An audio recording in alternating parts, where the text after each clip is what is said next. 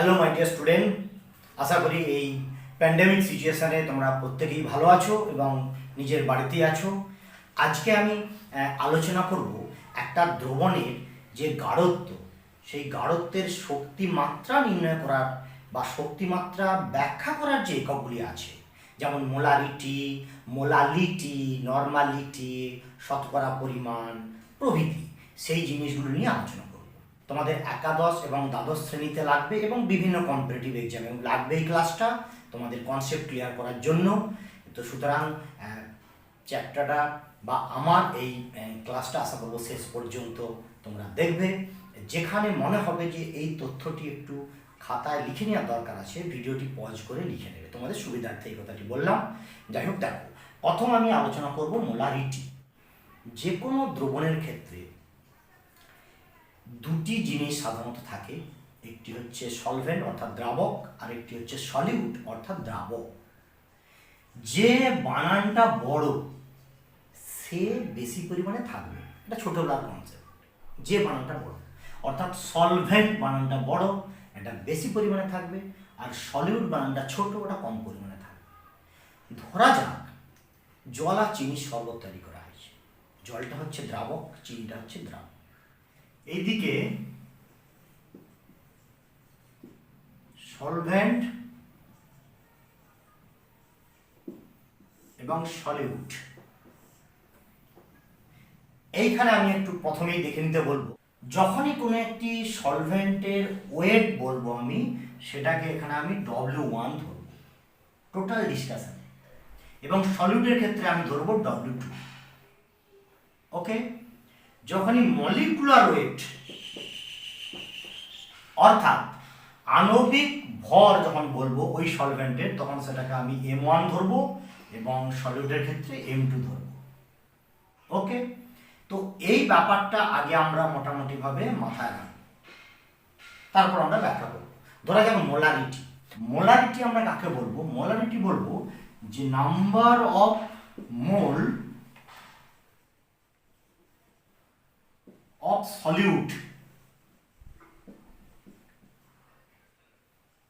present in 1 liter of solution,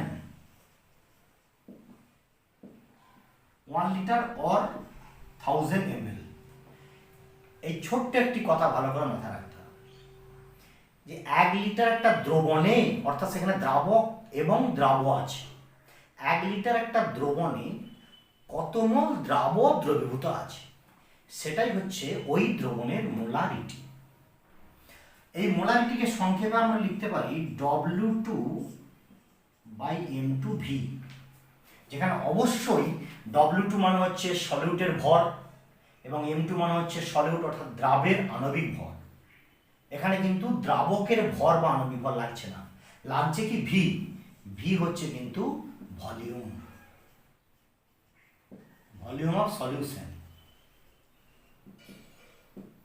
অবশ্যই litre এককে, অবশ্যই লিটার এককে। যদি মিলিলিটার এককে দেয় তাহলে অবশ্যই 1000 দিয়ে ভাগ করে লিটার এককে পরিণত করতে হবে। জাস্ট এদিকে দেখে নিতে বলবো আমি। ধরা যাক একটা problem, 4 gram NaOH dissolved in 200 ml of its aqueous solution, find out the molarity of this solution। Molarity কত হবে? আচ্ছা, মোলারিটি ইকুয়াল টু আমরা জানি যে মোলারিটি কত হবে এখানে, তাহলে মোলারিটি সমান W2/M2V। NaOH W2 কত গ্রাম দিয়েছি আমি? 4। NaOH এর আণবিক ভর, NaOH এর আণবিক ভর হচ্ছে 40, সোডিয়াম 23, অক্সিজেন 16, হাইড্রোজেন 1। আণবিক ভরটা আলাদা করে বের করে নিতে পারি আমরা, খুব প্রাইমারিলি এগুলো তোমরা শিখে নিয়েছো সব। 16 + 1 সমানটা 40, তাহলে 4/40 ডিভাইডেড বাই ভিটা ভলিউম অফ সলিউশন লিটারে, 200 ml আছে, অর্থাৎ 200/1000 লিটার। ওকে, তাহলে এখানে মোটামুটিভাবে কত হচ্ছে? এটা 5 উপরে যাবে, 4 5 20, মানে 1 2, অর্থাৎ 0.5 মোলার। এইদিকে আমি আরেকটা পাশাপাশি অঙ্ক তোমাদের বলছি।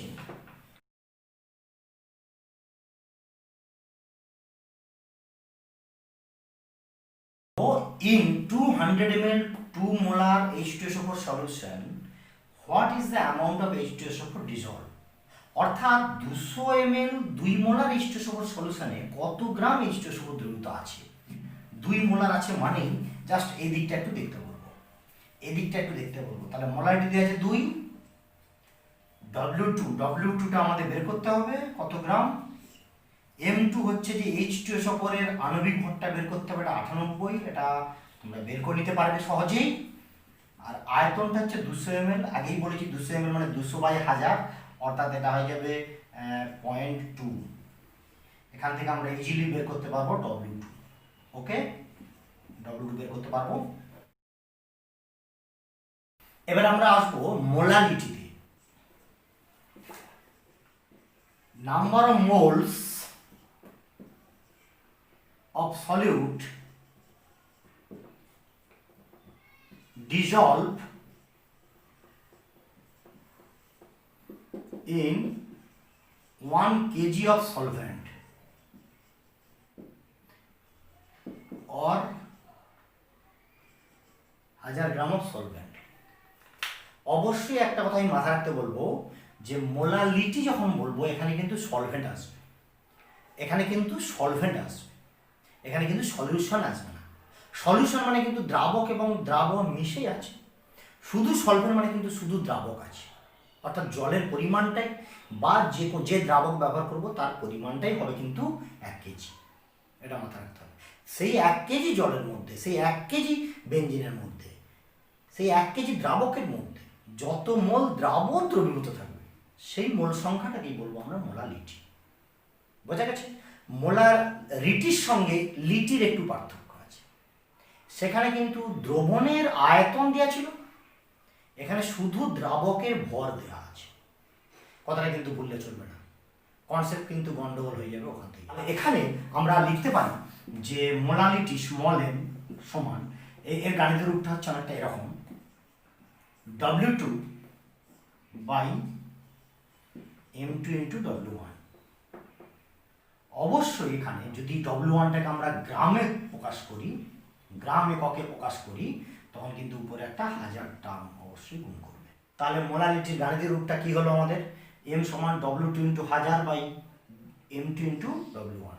এই W2/M2 এটা হচ্ছে মোল সংখ্যা। অবশ্যই এখানে W1টাকে আমি গ্রামে ধরেছি বলে একটা 1000 টার্ম এসছে। একটা গাণিতিক প্রশ্ন আমি এখান থেকে দেখে নিতে পারি, যে কোনো গাণিতিক প্রশ্ন, যে find out the molality of the solution when 5 gram of glucose dissolved into 100 gram of water। Molality কত হবে? সিম্পলি আমি এই সূত্রে পুট করবো মানগুলো। এখানে সলভেন্টকে বুঝতেই পারছো ওয়াটার, ওয়াটারের ভর দেওয়া আছে কত 100 গ্রাম, আর গ্লুকোজের ভর কত দেওয়া আছে 5 গ্রাম। তাহলে এখানে আমি মোলালিটি সমান কত পাবো, W2 মানে গ্লুকোজের ভর 5 × 1000 ডিভাইডেড বাই M2 গ্লুকোজের আণবিক ভর, গ্লুকোজের সংকেত C6H12O6। কুইক এখান থেকে আণবিক ভরটা বের করে নিতে হবে, 6 × 12 প্লাস 1 × 12 প্লাস 16 × 6 180 গ্লুকোজের আণবিক ভর।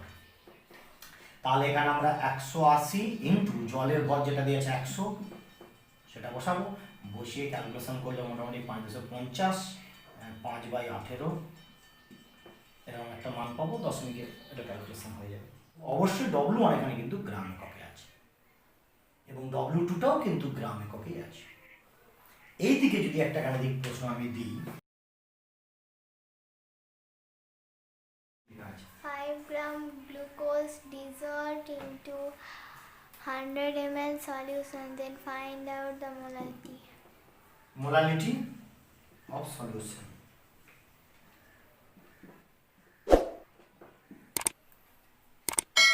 একটা প্রবলেম কিন্তু নতুন করে অ্যারাইজ হবে, সেটা হচ্ছে যে সেটা কি না, এখানে কিন্তু গ্লুকোজের ভর দেওয়া আছে অর্থাৎ W2 দেওয়া আছে, গ্লুকোজের M2 আণবিক ভর পেয়ে যাবো এখান থেকে, কিন্তু এই যে W1 অর্থাৎ জলের ভর এখানে কিন্তু দেওয়া নেই। 100 ml সলিউশন বলা আছে, অর্থাৎ দ্রবণের কিন্তু এখানে আয়তন দেওয়া আছে, দ্রবণের ভরণী অবভিয়াসলি এখানে যদি দ্রবণের ভর থাকতো তাহলে তোমরা কি করতে না সেই ভর থেকে 5 গ্রাম বিয়োগ দিলেই দ্রাবকের ভর পাওয়া যেত। কথাটা ঢুকলো মাথায়? ওকে, দ্রবণের যেহেতু ভর দেওয়া নেই, দ্রবণের আয়তন দেওয়া আছে, তাহলে আয়তনকে আগে তোমাকে ভরে কনভার্ট করতে হবে, যার জন্য তোমার ঘনত্ব লাগবে। অবশ্যই এই এককটায় কিন্তু ডেনসিটি লাগবে। দ্রবণের ডেনসিটি কত? ধরা যাক ডেনসিটি দেওয়া আছে 1.02 গ্রাম পার সিসি। ওকে, তাহলে প্রথমে আমি কিন্তু আগে দ্রবণের ভর বের করব। Weight of solution,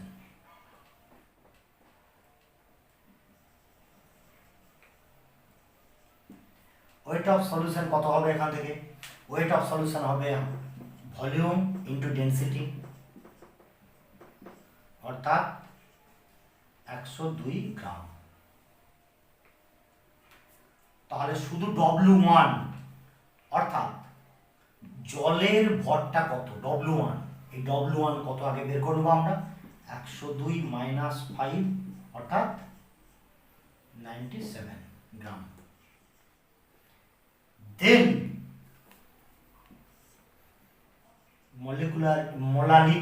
molality W2 হবে 5 into 1000 divided by M2 180 into W1 97. Then we can easily find out the value of this molarity of this solution. Dear student, ভিডিওটা একটু পজ করে হলো এটা দেখে নিতে বলবো at a glance। এখানে দ্রাবের ভর দেওয়া ছিল, দ্রাবকের ভর দেওয়া ছিল, দ্রাবের গ্লুকোজ সেখান থেকে আণবিক ভর পেয়েছি, এই সূত্রে পুট করে আমরা মোলালিটি বের করেছি। এখানে দ্রাবের ভর দেওয়া আছে, দ্রাবকের ভর দেওয়া নেই, দ্রবণের ভরও দেওয়া নেই, দ্রবণের আয়তন দেওয়া আছে, সেই আয়তনকে আমরা ঘনত্ব দিয়ে গুণ করে আগে ভরে পরিণত করেছি, তারপর সেখান থেকে দ্রাবের ভরটা বিয়োগ করে জলের ভর অর্থাৎ দ্রাবকের ভরটা পেয়েছি, তবে এই সূত্রে কিন্তু মানগুলো পুট করেছি।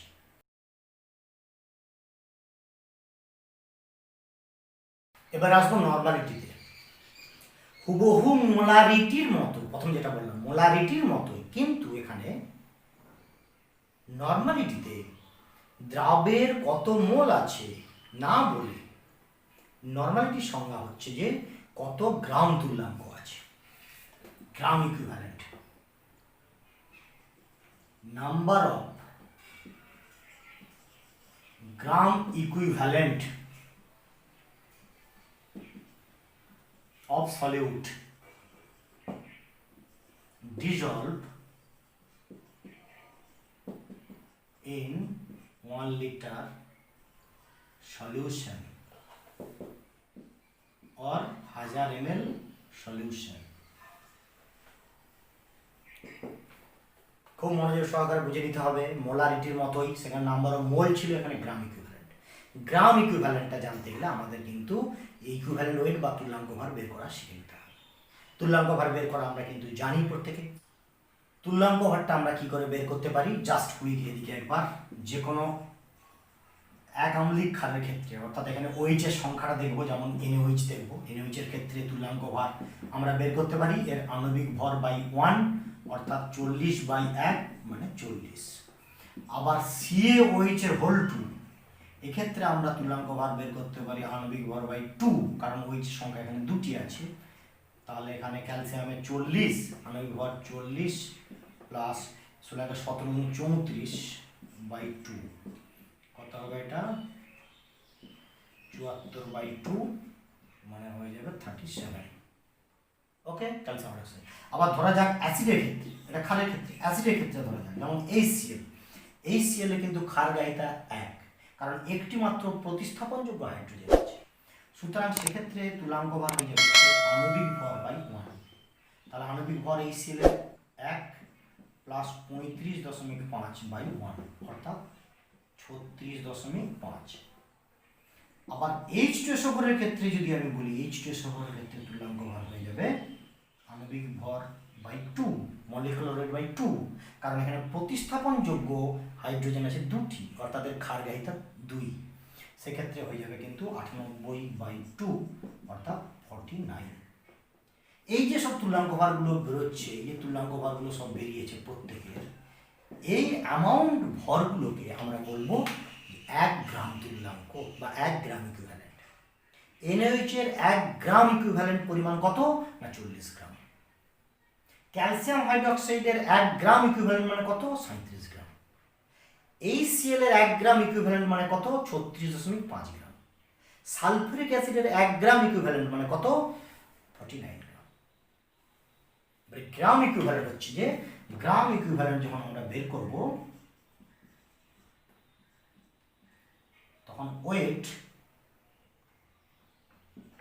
W2 বাই E, অর্থাৎ ই হচ্ছে তুল্যাঙ্ক ভার, ই হচ্ছে তুল্যাঙ্ক ভার অফ সলিউট। ধরা যাক আমাকে 196 গ্রাম H2SO4 সাপ্লাই করা হয়েছে, তাহলে কত গ্রাম তুল্যাঙ্ক H2SO4 দেওয়া হয়েছে কি করে পাবো আমি? গ্রাম তুল্যাঙ্ক কি করে পাবো না 196 বাই H2SO4 এর তুল্যাঙ্ক ভার কত 49, অর্থাৎ এখানে 4 গ্রাম তুল্যাঙ্ক H2SO4 আমাকে দেওয়া হয়েছে। ওকে, কিছু জারক এবং বিজারক দ্রব্য আছে যাদের তুল্যাঙ্ক ভার বের করতে হবে জারণ সংখ্যার পরিবর্তনের মাধ্যমে। ধরা যাক একটি জারক পদার্থ KMnO4 পটাশিয়াম পারম্যাঙ্গানেট অ্যাসিডিক মাধ্যমে সব সময় পটাশিয়াম পারম্যাঙ্গানেট পরিণত হয় Mn2+ আয়নে। টোটাল অক্সিডেশন নাম্বার চেঞ্জ ম্যাঙ্গানিজের কত হচ্ছে সেটা আগে দেখি। এখানে ম্যাঙ্গানিজের জারণ সংখ্যা হচ্ছে +7, এখানে ম্যাঙ্গানিজের জারণ সংখ্যা হচ্ছে +2, চেঞ্জ হচ্ছে কত 5 ইউনিট। সো এক্ষেত্রে কিন্তু KMnO4 এর তুল্যাঙ্ক ভারটা হবে আণবিক ভর বাই 5। আবার এই KMnO4 ক্ষারীয় মাধ্যমে যদি এরকম পরিবর্তন হয় MnO2 তে পরিণত হয়, তখন অক্সিডেশন স্টেট কত হচ্ছে আমি দেখব।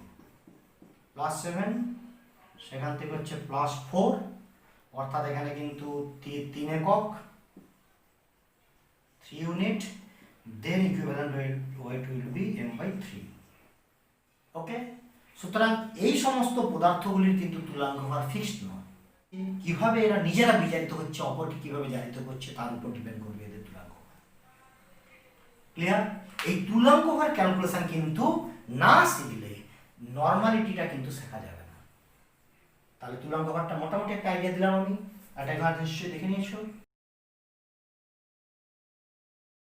এক্ষেত্রে আমরা নরমালিটি সমান তাহলে বলতে পারি W2 by E into V,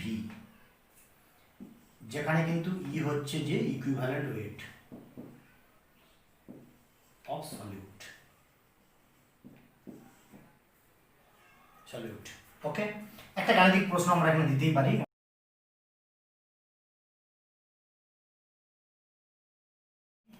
Calculate the normality of solution containing 4.9 gram of H2SO4 of 500 ml solution. এখানে আমরা নরমালিটি তাহলে বের করব, মানগুলো বসাবো। W2 অর্থাৎ H2SO4 এর ভর কত দেওয়া আছে দেখব 4.9 গ্রাম।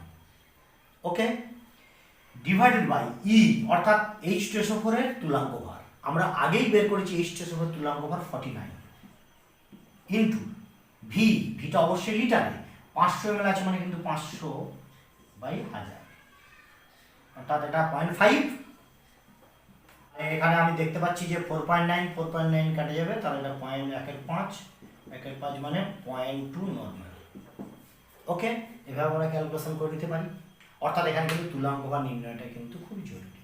ওকে, আরেকটা গাণিতিক প্রশ্ন আমি দিচ্ছি, এখান থেকে খুব কুইক তোমরা একটু দেখে নেবে।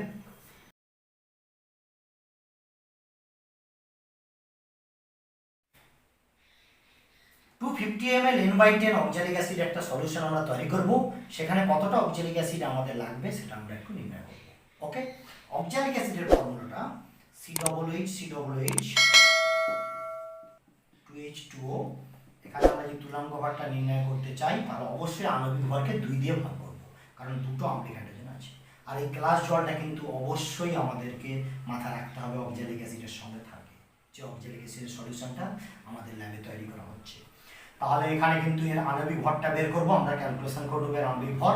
কার্বন দুটো আছে মানে 12 ইন্টু 2 প্লাস অক্সিজেন 4 অর্থাৎ 16 ইন্টু 4 প্লাস হাইড্রোজেন দুটো আছে মানে 1 ইন্টু 2 প্লাস জল দুটো আছে মানে 36 ডিভাইডেড বাই 2, কারণ দুটো আণবিক হাইড্রোজেন আছে। তাহলে এটা আমরা পাবো 126/2 অর্থাৎ 63। এবার এখানে সব অবভিয়াসলি n/10 মানে 1/10 নর্মাল দেওয়া আছে। আমরা যদি এই সূত্রটা পুট করি তাহলে এখানে কি লিখবো না, নর্মালিটি দেওয়া আছে 1/10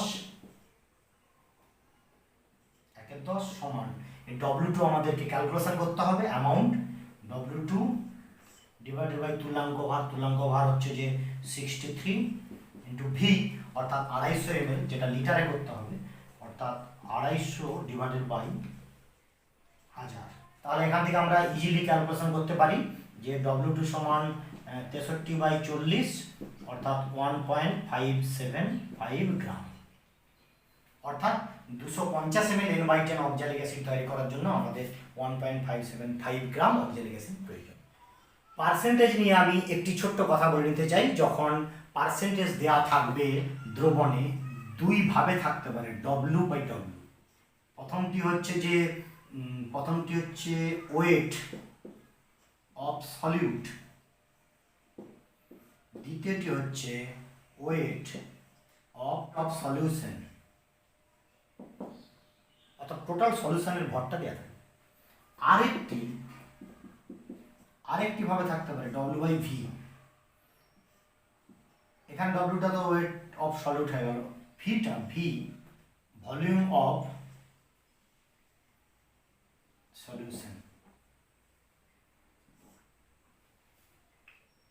ওকে, এই W/V এইভাবে থাকতে পারে। আমি জাস্ট ছোট্ট একটা কথা বলি, হয়তো কোথাও কোনো অঙ্কে দেওয়া আছে যে 5% ব্র্যাকেটে W/W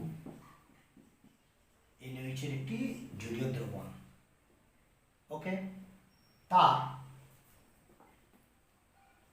মোলালিটি কত? মোলালিটি 5% W/W NaOH, তার মোলালিটি কত বলেছে, মানে মোলালিটির যে সূত্র ছিল W2 into 1000 divided by W1 into M2, মানগুলো আমরা পুট করে দিই, দেখি পুট করতে পারছি কিনা। W2 এখানে কত দিয়ে আছে 5% বলেছি, মানে এখানে কিন্তু W মানে 5% বলেছি, মানে এটা ওয়েট অফ সলিউট অর্থাৎ 5 গ্রাম আছে NaOH, উপরে 5 লিখবো 1000। NaOH এর আণবিক ভর আমরা বের করে নেবো, সেটা 40। W1 অর্থাৎ যে জলীয় দ্রবণ সেই দ্রাবকের ভর কি করে বের করবো না, টোটাল সলিউশনের ভর কিন্তু এখানে পার্সেন্টেজ আছে মানে 100 গ্রাম। তাহলে এখানে W1টা হবে 100 - 5, ওকে, অর্থাৎ 95।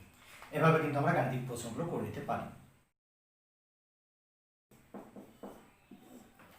আর একটা টার্ম আমাদের কিন্তু সব সময় আসবে, সেটা হচ্ছে মোল ফ্র্যাকশন বা মোল ভগ্নাংশ। এই মোল ভগ্নাংশ টার্মটা আমরা দেখে নেব যে x1 অর্থাৎ দ্রাবকের মোল ভগ্নাংশ আর x2 হচ্ছে দ্রাবের মোল ভগ্নাংশ। দ্রাবকের যখন মোল ভগ্নাংশ তখন হচ্ছে mole of solvent divided by total mole of solution.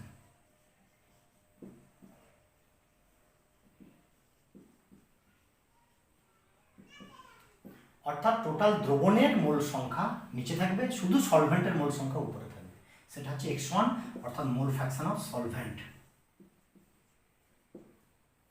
Mole fraction of solute যখন বলবো, সলিউট, তখন সেম জিনিস, উপরে লিখবো moles of solute divided by total mole of solution. আমরা এই গাণিতিক রূপটা লিখতে চাই, মোল অফ সলভেন্ট, জাস্ট এদিকে দেখতে বলবো। মোল সংখ্যা কি করে বের করি না, ভর বাই আণবিক ভর, অর্থাৎ উপরটা লিখবো, তাহলে আমরা উপরে লিখবো কি N1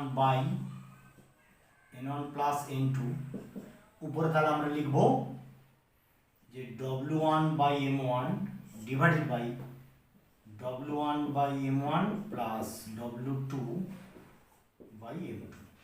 সিমিলারলি এখানে N2 যদি আমি ধরি সলিউটের মোল সংখ্যা N2 আর টোটাল মোল সংখ্যা N1 প্লাস N2, তাহলে N2 এর জায়গায় লিখবো আমি W2 by M2 divided by W1 by M1 plus W2 by M2।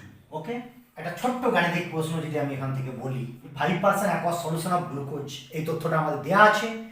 জলের এবং গ্লুকোজের মোল ফ্র্যাকশন নির্ণয় করতে বলছে, অবশ্যই 5% আর W/W। ওকে, তাহলে আমরা কি করে বের করবো? x1 সমান আমরা কি লিখতে পারি? x1 সমান আমরা লিখতে পারি W1 বাই M1। W1টা কি করে বের করবো? জলের ভরটা কি করে বের করবো? আমি আগেই বলেছি 5% আছে মানে মোট সলিউশনের টোটাল দ্রবণের ভর কিন্তু 100 গ্রাম, তাহলে শুধু জল আছে 100 মাইনাস 5 অর্থাৎ 95 গ্রাম। W1টা এখান থেকে কিন্তু W1 সমান বের করতে হবে 100 মাইনাস 5 মানে 95 গ্রাম, 95। ওকে, তাহলে এখানে আমি ধরে নিচ্ছি 95 বাই 18 জলের আণবিক ভর ডিভাইডেড বাই 95 বাই 18 প্লাস গ্লুকোজের ভরটা কত? 5। গ্লুকোজের আণবিক ভর আগেই বের করেছি 180, এবার আমরা x1 বের করলাম। সিমিলারলি x2টাও তোমরা বের করে নিতে পারবে। x2 সমান হবে 5 by 180 divided by 95 by 18 plus 5 by 180। এইবার আমি একটা কথা বলতে চাই, সেটা হচ্ছে কোনো একটা নির্দিষ্ট গাঢ়ত্বের দ্রবণে যদি আমরা দ্রাবক যোগ করি অবশ্যই তার কনসেন্ট্রেশন চেঞ্জ হবে। তাহলে সেই নতুন গাঢ়ত্ব বিশিষ্ট দ্রবণটার নর্মালিটি বা মোলারিটি কত হবে, তার জন্য অবশ্যই এই সূত্রটা আমি একটু দেখে রাখতে বলবো, N1V1 সমান N2V2। এই সমীকরণটা আমি দেখে রাখতে বলবো। অর্থাৎ প্রাথমিক অবস্থায় গাঢ়ত্ব বা নর্মালিটি এবং তার আয়তন, এবং জল যোগ করার পর তার গাঢ়ত্ব এবং নির্দিষ্ট আয়তন, সেখান থেকে আমরা নতুন দ্রবণের গাঢ়ত্বটা পেয়ে যেতে পারি। কিরকম একটা সিম্পল কোশ্চেন, ধরা যাক 100 ml N/10 NaOH এর একটা দ্রবণ আছে, 100 ml N/10 NaOH এর একটা দ্রবণ আছে। আমি করলাম এখানে আমি আরো 50 ml জল অ্যাড করলাম।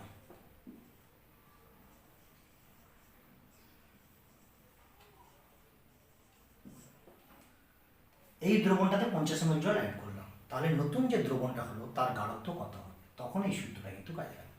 দেখে নিন একটু, N1 তাহলে এখানে 1/10, N1 N/10 মানে 1/10 ডেসি নর্মাল যেটাকে বলা হয়, ইন্টু আয়তন আছে 100 ml রাখছি। এখানে কি ব্যাপারটা হলো, নতুন গাঢ়ত্ব বিশিষ্ট দ্রবণটার আমরা নর্মালিটি বের করব। 50 ml জল দিয়েছি, আগে ছিল 100, এখন নতুন দ্রবণের আয়তন হয়ে গেল 150। এখান থেকে আমরা সহজেই N2 বের করে নিতে পারবো, অর্থাৎ 10 বাই 50 1/15 নর্মাল। দ্বিতীয় আর একটা জিনিস আমি বলে নিতে চাই, সেটা হচ্ছে যখন আমরা দুটি ভিন্ন ভিন্ন গাঢ়ত্বের দ্রবণকে মিশিয়ে দেব, অর্থাৎ মিক্সচার, ভিন্ন ভিন্ন দুটি গাঢ়ত্বের দ্রবণকে যখন মিশিয়ে দেব তখন নতুন দ্রবণটার গাঢ়ত্ব কি হবে, তাদের জন্য এই সূত্রটা N1V1 প্লাস N2V2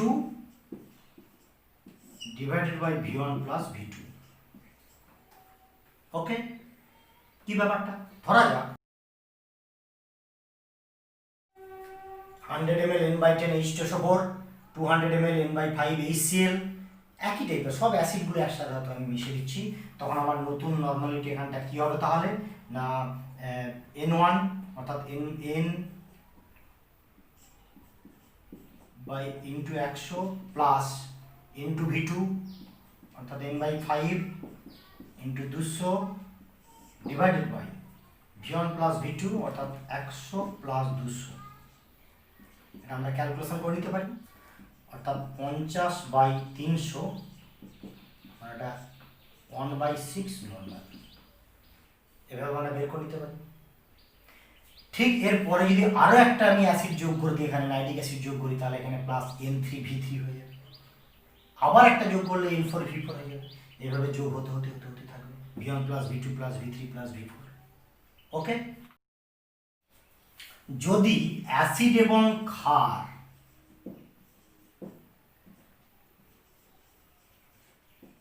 মেশানো হয় তখন নতুন দ্রবণের নর্মালিটি বা নতুন দ্রবণের গাঢ়ত্ব কিন্তু N1V1 minus N2V2 divided by V1 plus V2।